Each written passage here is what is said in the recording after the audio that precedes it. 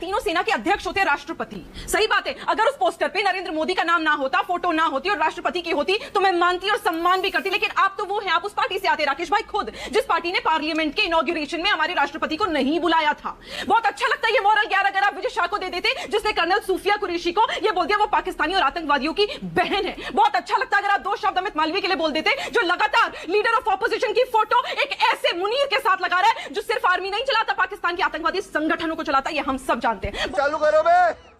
बस मेरा नाम है पाकिस्तान के साथ बोलिए, बोलिए।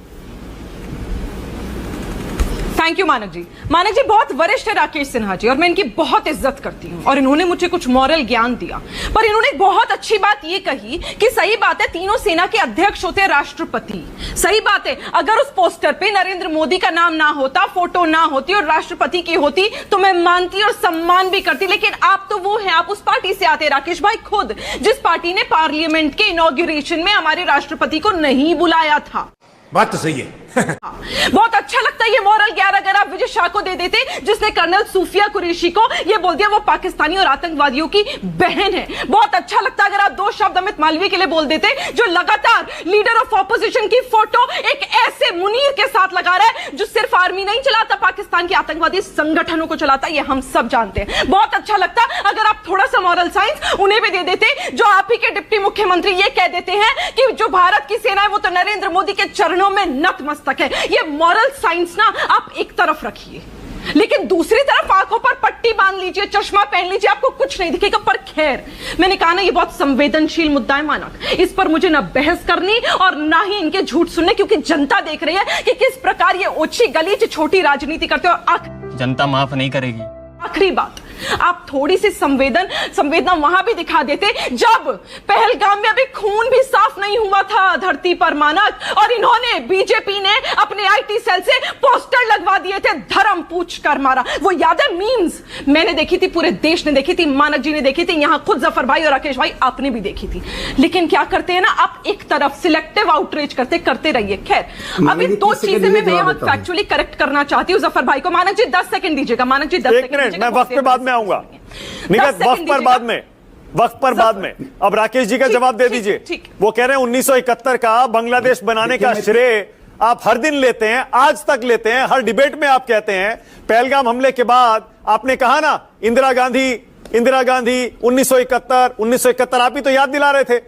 इंदिरा गांधी 1971 का श्रेय लेती हैं, तो ऑपरेशन सिंदूर का श्रेय मोदी जी क्यों नहीं लेंगे? मैं समझ गई सवाल, बोलिए। अभी पता चलेगा।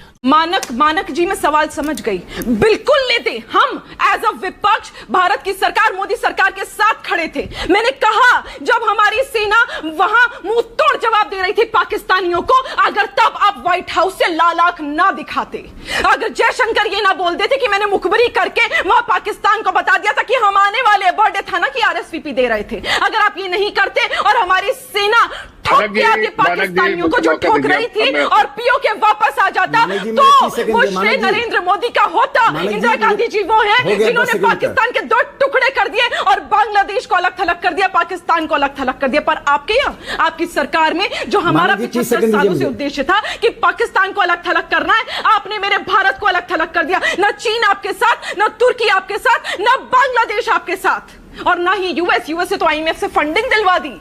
7 करोड़ यूएस तो लगातार ट्रेड पर आपको धमका रहा है। आप